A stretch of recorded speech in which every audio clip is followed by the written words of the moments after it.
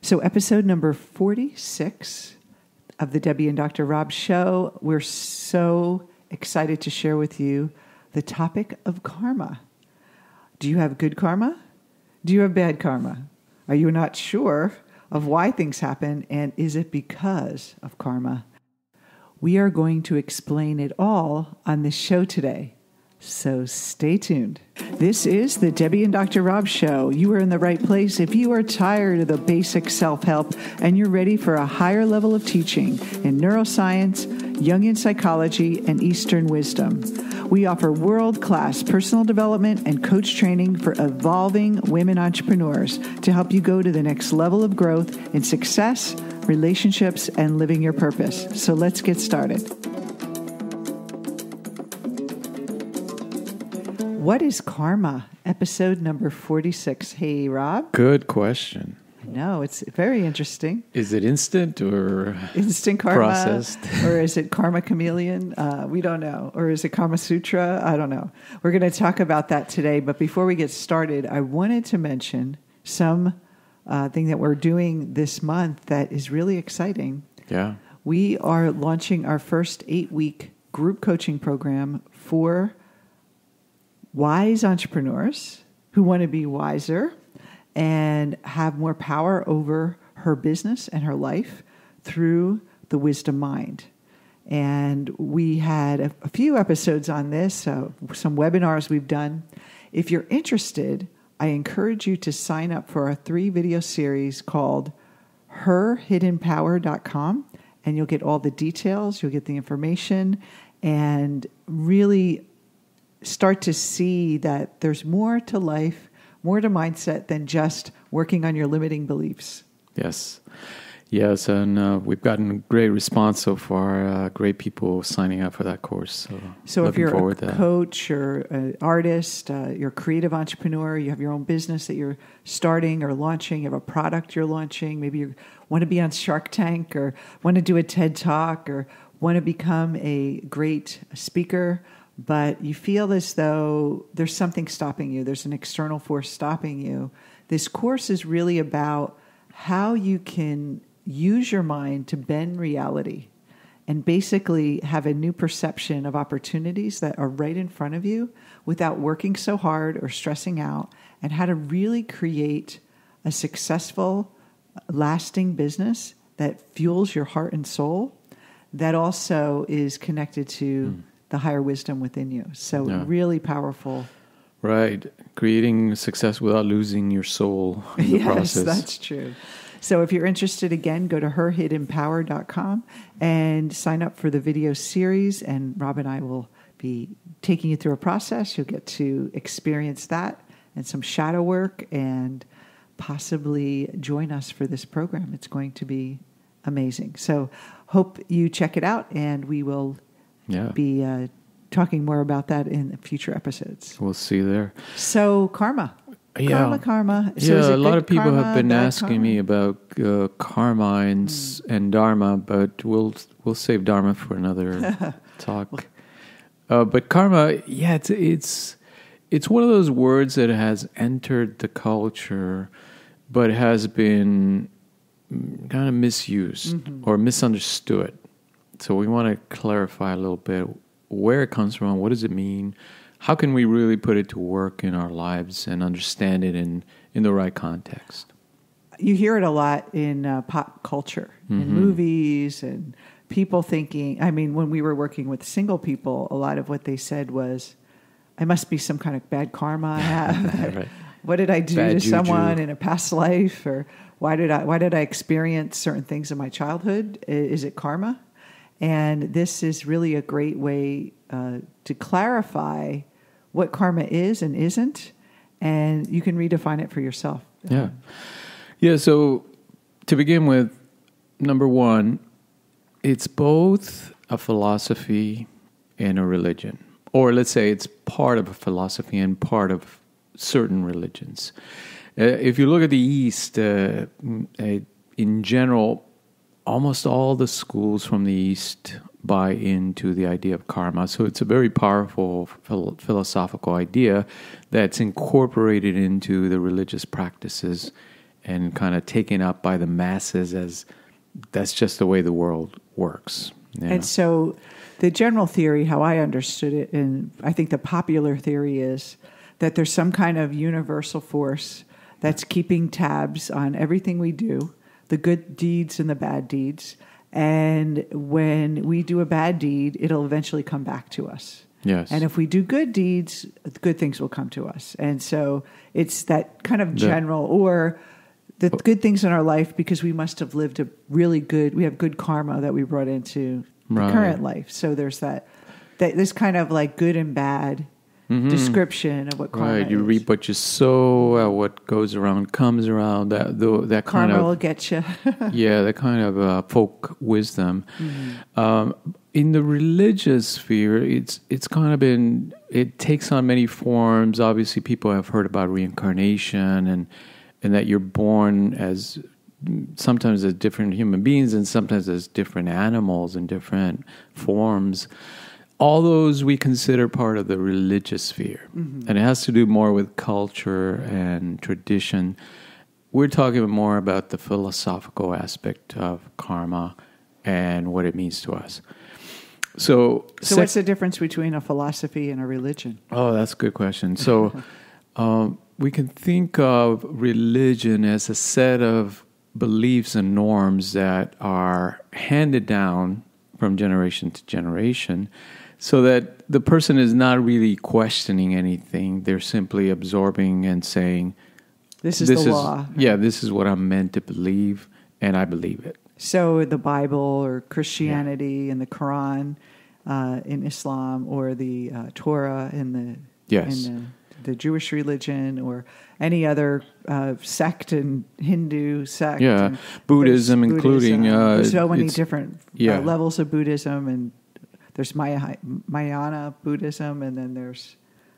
I don't know. There's two of them I know. One the Dalai Lama's in, and then there's the Kadampa Buddhism. So there's two, and then they each have their own religion. But the philosophy, that was the question, right? What does it do? So in philosophy, there is no set of beliefs that are, let's say, mandated.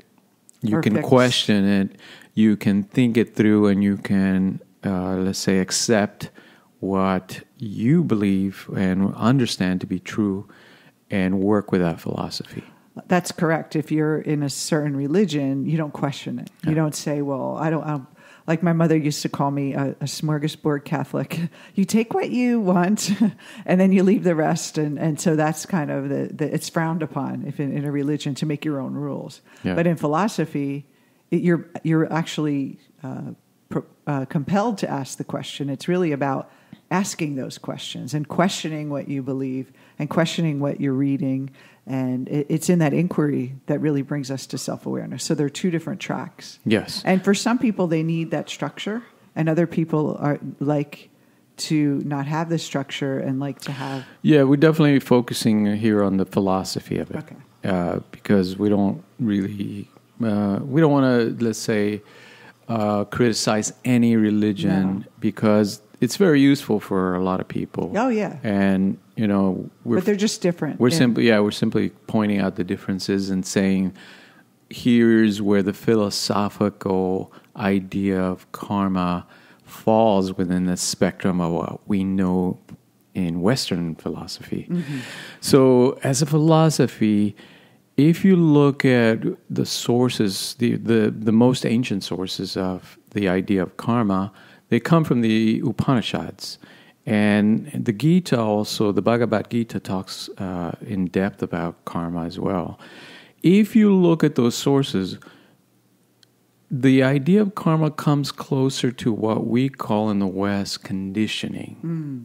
And conditioning, for those of you who have taken Psych 101 in college, you know that it's about rewards and punishments. Mm-hmm. But not in the sense that this cosmic force is going to reward you or punish you. It's an external force. A lot of people believe that's the external force. Yes. That's going to reward or punish you. But this is really an internal mechanism. Yeah, conditioning, especially operant conditioning, the way Skinner defined it, is really, it has more to do with the results that you get from your actions. Do those reward you or punish you? But of course, that's an interpretation. It's a subjective interpretation of, is this good for me or is this bad for me? And we've all been conditioned because as children, we're born with this kind of openness and we test things out. We take an action. Yeah. If we're praised for it, we do it again. Or if we like something, the way it tastes, food, we like it. If we don't like it, we don't go toward it. And so we're conditioned by the result. Absolutely. And then we want to repeat the pattern to get a certain result. So if you're punished for being home late all the time, you will probably most likely be on time. Stuff like that. Yeah, conditioning, it's really one of the best, well-documented phenomena in psychology, and it's really well understood now. And it continues to be a powerful force in psychology, though a lot of people don't hear about it because now it's the sexy neuroscience that has kind of taken center stage. But which is, the neuroscience is the effect of the conditioning, not the cause. Yes. The conditioning happens and then the brain wires to that conditioning. Absolutely. Now, a simple way to think about conditioning is think about the way dogs are trained.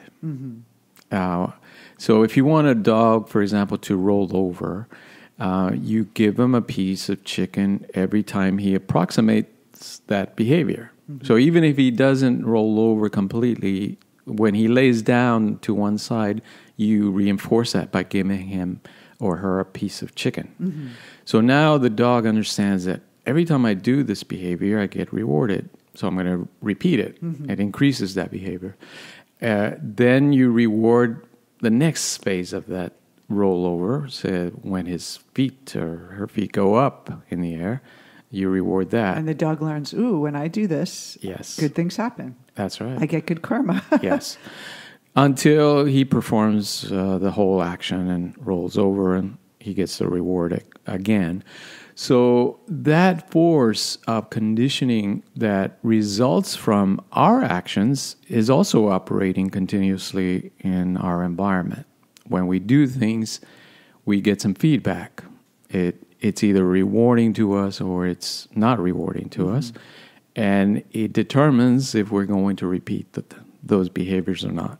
A good modern human metaphor for this or analogy for this is the idea of going to work to get a paycheck. Absolutely. We don't go to the work because we're like, yay, I want to leave my home at 8 o'clock in the morning and drive in traffic for 2 hours and sit in a cubicle or an office and in boring meetings and be yelled at by everyone and deal with pressure if I'm not going to get a reward for it. So we do these things and then we end up becoming conditioned to that we need that paycheck. Right. And so I see a lot of people that move from the corporate world to being entrepreneurs, they have a hard time breaking that pattern. They're so used to having that paycheck that they become dependent upon it.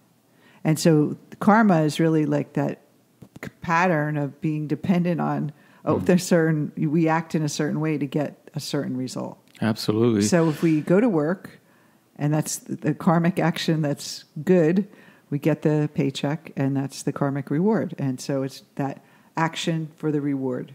Yeah. So the bottom line is that if you look at the philosophy from the Eastern perspective of karma, it's more akin to conditioning the way psychology outlines it in the West than, let's say, the idea of sin and punishment.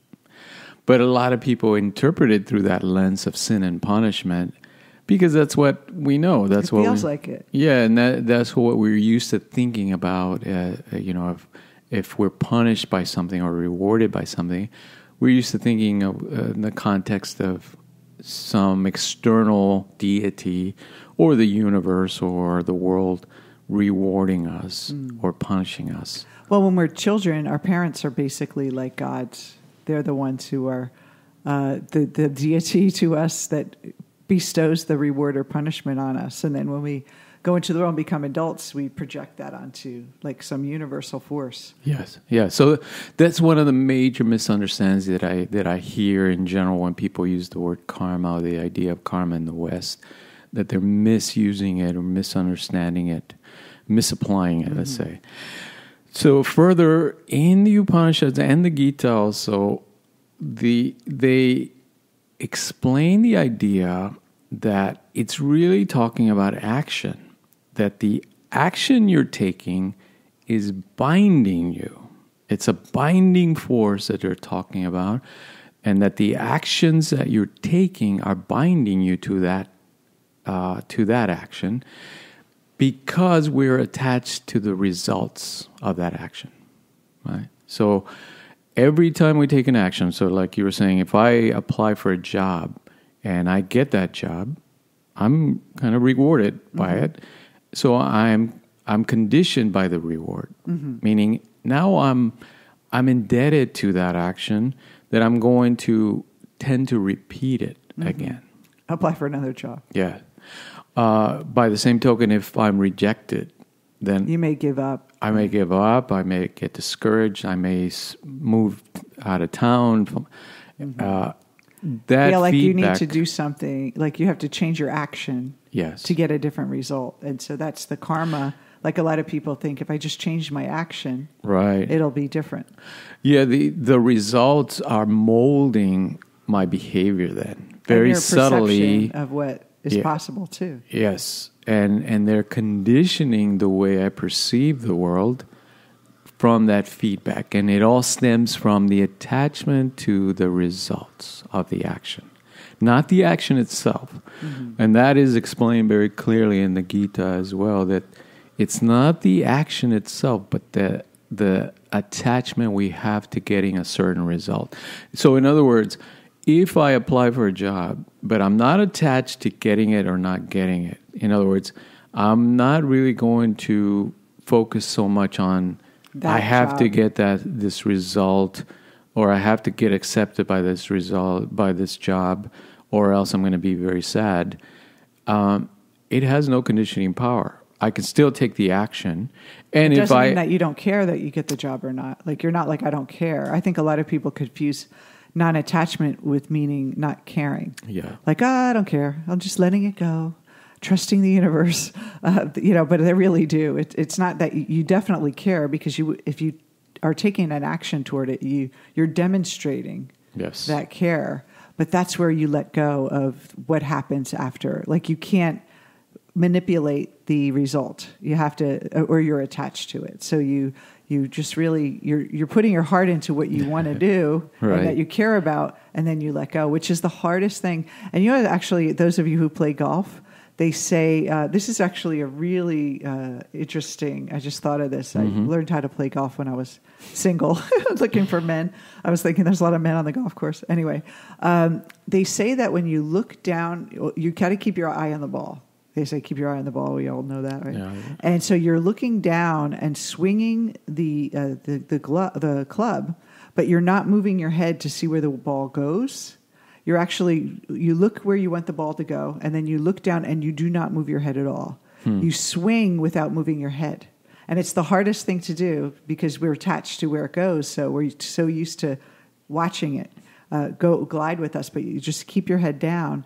And then because then you're really not attached. You're not focusing on that result. You're just in the moment. It really is the similar idea. Is you're putting all the energy into the action, and then the result will take care of itself. Yeah. And I love the idea too that you talk about is that, and in the Upanishads and the Gita they talk about that you don't know what the result is, good or bad, ever. Like even if you perceive I didn't get the job, how do you know that that's not good? That's good or bad. I mean, so when we come to good or bad karma, it really comes from our perception and our story versus this universal force that divides good and evil and is balancing everything out. Yeah, the philosophy really puts it in perspective as it's more of a personal interpretation, and that interpretation arises from attachment, in attachment to certain results. So the implications of this for us as citizens of the world, let's say, because really the Upanishads and the Gita are gifts to humanity. It's really now we can use them for our lives, to improve our lives and our understanding of our own psychology. Really, the implications are this, that if we continue to act with attachment to results, we're continuously binding ourselves, which means we're conditioning ourselves and therefore perceiving the world in a very limited way. Like kind of you have to have that, I have to have that job. And if I don't have that job, I'm going to be miserable. And we've been that with people too. I have to be with this person. And if I'm not with that person, I'm miserable. And you're tied to them. You're attached. Yeah. And there's no freedom, no creativity in it. Yes. And ultimately, now, if you think about, every action that we're taking, and I don't know if you realize this, but action cannot be avoided. As long as you have a body, you have to act, right? You have to get up and do something. It forces you, compels you to act. So we're continuously taking action, which means we're continuously being conditioned if we are attached to the results of our actions. So in a lifetime, if you think about, from the time that you're born until you're in your early adulthood, years and years of conditioning have gone into molding your behavior and your mind to the point where you're not really free anymore. You're simply playing out the conditioning, just like the dog rolling over when a certain stimuli appears. Yeah, you're acting out of that conditioning, but you think you're making decisions. That's the insidious part, is that you think you're making free will decisions, but you're actually acting out of conditioning. So the usefulness of the philosophy of karma and understanding karma in this way is that it gives us a way out. It gives us a way out of conditioning into real freedom, which is what the purpose of yoga is purported to be. Moksha, liberation, samadhi, meaning these states of mind where we're no longer bound by our past actions, our past conditionings. We're free to imagine who we are, what we want to create in the world. So it's really a useful way of understanding karma and applying it in a real world sense to our everyday actions. And is it fair to say that the ego is the only thing that is bound by karma and the divine is outside of it? Yes, that's. I think a lot of people think their soul has some karma in it. Yeah, and so there's a lot of religious philosophies around that. But if you think about what gets conditioned, is the ego. Absolutely, it is. It is very biologically based, meaning what gets conditioned is the body, right? Because it's the one that reacts emotionally to the environment. In other words, when you are disappointed, it's an emotion, and that's what we interpret as negative consequences. And the chatter is your ego mind chattering away and trying to make up a story and based on past experience of why that's so bad and how it's never going to change and how you're bad because you did it wrong, and that we're caught up in that. So here's a great way to see if you're caught up in karma. You ready for it? I'm ready. Take an action towards something you really want, something that's important to you, and then watch how your mind responds to the result. Because you're going to get a result either way. You're going to get a positive, feeling good result, and something you like, pleasant, or an unpleasant result. And I want you to watch how you respond to either one. Are you overly elated with the pleasant result that you're so almost feeling as if you're better because you have it? And are you defeated so much when you get the negative result where your emotion, really triggered, and you feel as though you're bad if you don't have the result you want, like you did it wrong. And that is karma. The attachment is right there. And to a rational person, this sounds so weird that why wouldn't I be excited when I got a job that I wanted and be disappointed when I don't? There's nothing wrong with that. But if you're led by it, if you're kind of programmed by it, that's where you're hooked in and you don't have any power. It's almost as if your body is responding without your conscious awareness. Yeah, yeah.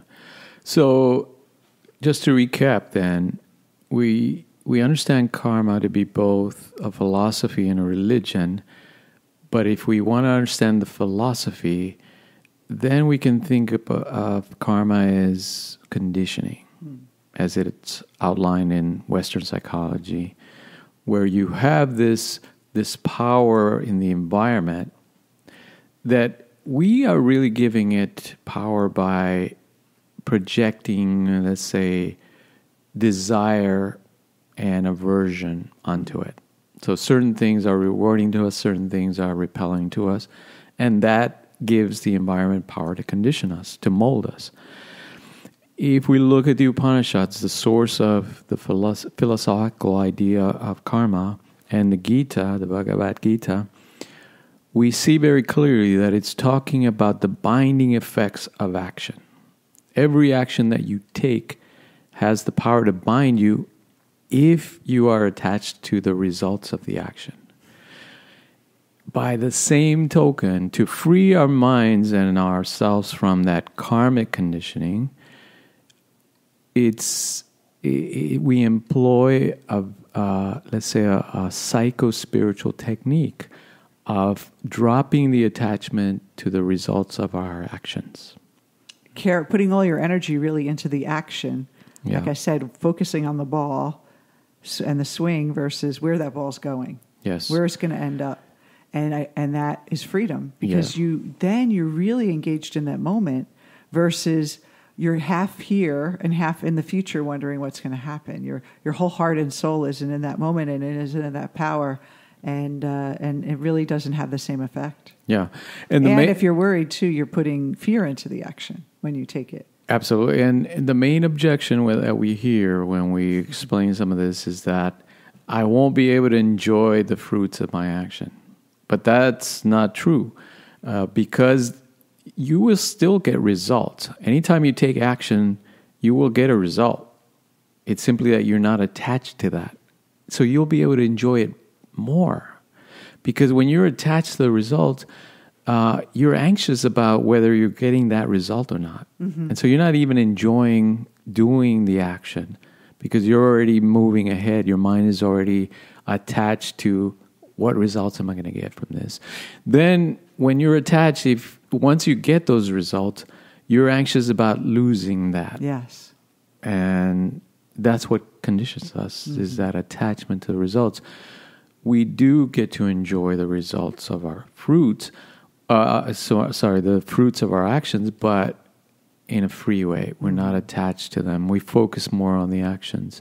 So it's like I see a lot of business owners say, when my bank account is at a certain level, I feel kind of comfortable and at peace. And then when it dips below a certain level, and it's different for everyone, this happens, or my credit cards go up, then I'm feeling this. And so that's that binding karma. And then, I'll feel better when my credit cards are all paid off, or when I hit a certain milestone in my business, or I get my book deal. I remember so attached to getting that book deal.